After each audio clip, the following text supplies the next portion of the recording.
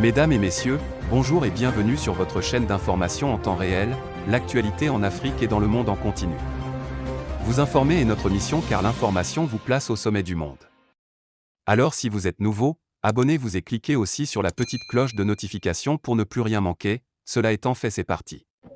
Eh bien, chers auditeurs, aujourd'hui nous continuons une fois du côté du Mali pour vous parler des 49 soldats ivoiriens arrêtés. Que les autorités de la transition malienne libèrent les soldats ivoiriens pour que retombe la tension entre les deux pays.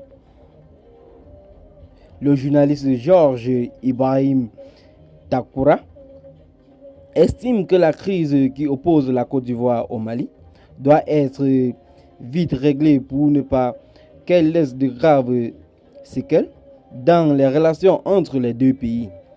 Il a de ce fait invité les autorités maliennes à libérer les soldats ivoiriens pour que retombe la tension entre les deux pays.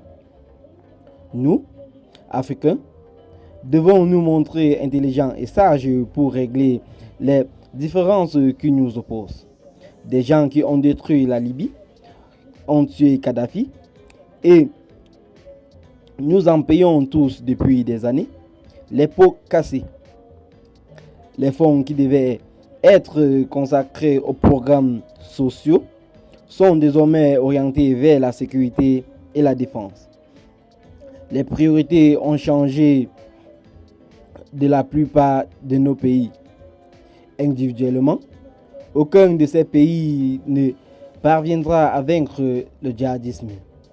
C'est par une mutualisation des forces que nous pourrons nous en sortir.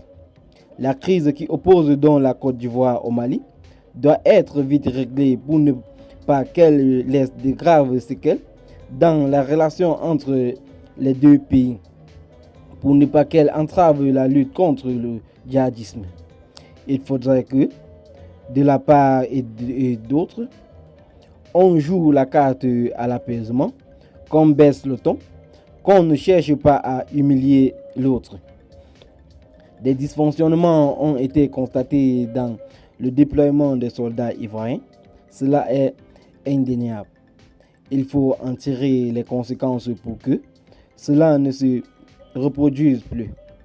Aux autorités ivoiriennes, je conseillerais de rester dans la même posture. Pas de bruit inutile. Et ne rien entreprendre de dommageable contre le Mali. Ne surtout pas, comme certains le préconisent, suspendre la fourniture de l'électricité au Mali. Ce serait un précédent dangereux dans les relations entre pays de la CEDEAO, entre voisins. Il faut toujours discuter, dialoguer. Nous sommes tous les victimes collatérales de l'intervention de l'OTAN en Libye et ce serait dommage si nous devons nous combattre en plus.